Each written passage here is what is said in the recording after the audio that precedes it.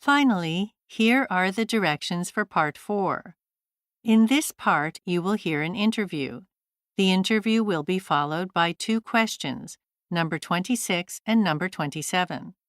For each question, you will have 10 seconds to choose the best answer and mark your answer on your answer sheet. The interview and the questions will be given only once. This is an interview with Sandy Brooks, who works as a biotech researcher in Japan. This is English Radio Japan, and thanks for tuning in. Today we're talking with Sandy Brooks, a biotech researcher. Thanks, Sandy, for coming on to the show. I'm happy to be here. So, how did you end up in Japan as a scientist? I've always been interested in science. Specifically, as I grew up, I became fascinated by the possibilities of improving human health through medical engineering. I first came here as a college exchange student and stayed on to do a graduate degree in biotechnology.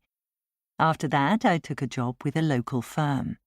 You see, even as a student intern, I was impressed by the advances Japanese biotech was making, and decided I wanted to stay and be a part of it. And you actually became a scientist? Yes, I've always admired Japanese biotech's strong links to regenerative medicine, that is, developing cells that can regrow after being damaged. Using this process, one day we may be able to regrow human arms the way some reptiles can regrow their tails. Nowadays, I'm working in a company in Tokyo that develops high-tech medical devices, particularly those that deal with tissue repair. We are focusing on making comprehensive breakthroughs, not only in functionality, for example, more accurate analyses of fluids or tissues, but also on mobility and miniaturization. We're helped by the fact that Japan is already a global leader in those 2 fields. We'll soon work with medical nanotechnology as well. I think that our company is about the best in Asia, and perhaps one of the best in the world, for that matter. Well, could you compare the Japanese biotech sector and those of some other Asian countries? That's difficult.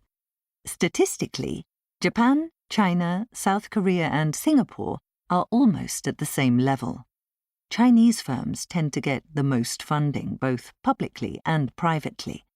I still think Japan is a bit better in overall quality control and original research, though. That comes from a rich history in science, particularly since the country began modernizing in the late 19th century. Our work today is built on that foundation. Japan has a rich history of producing remarkable scientists, and I'm proud to be part of that tradition.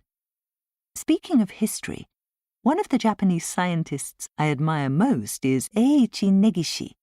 He was an excellent student, winning a Fulbright scholarship. He was also an excellent professor both in Japan and in the US, and although he won a Nobel Prize in 2010, he did not pursue a patent for his discovery.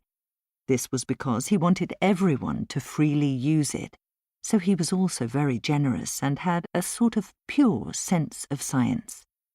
Sadly, though, he passed away in 2021. I see. By the way, what's been your biggest challenge working in Japan? This country is known for its very long work hours. It's good to work hard, but after a certain amount of time, you just aren't productive. Staying late at the office or laboratory doesn't always get the best results. In fact, it can lead to mistakes. It was hard for me to accept this aspect of Japanese business culture at first. It's slowly changing, though. I mean, like many other companies, ours is focused more on results, not just hours spent in the lab. All in all, it's great to be doing this kind of work in Japan. There are a lot of exciting ideas and developments going on here. My future goals in this field are flexible, though, because new concepts, products, and lines of research are always coming up. That's very interesting. Thank you for your time. Thank you for having me. Questions. Number 26. What part of Japanese biotech most impressed Sandy?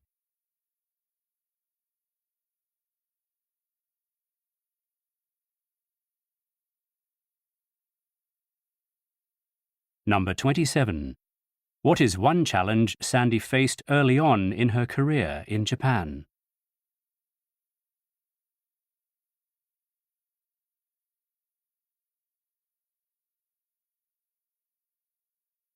Your time is up. Stop writing and wait quietly until the answer sheets have been collected.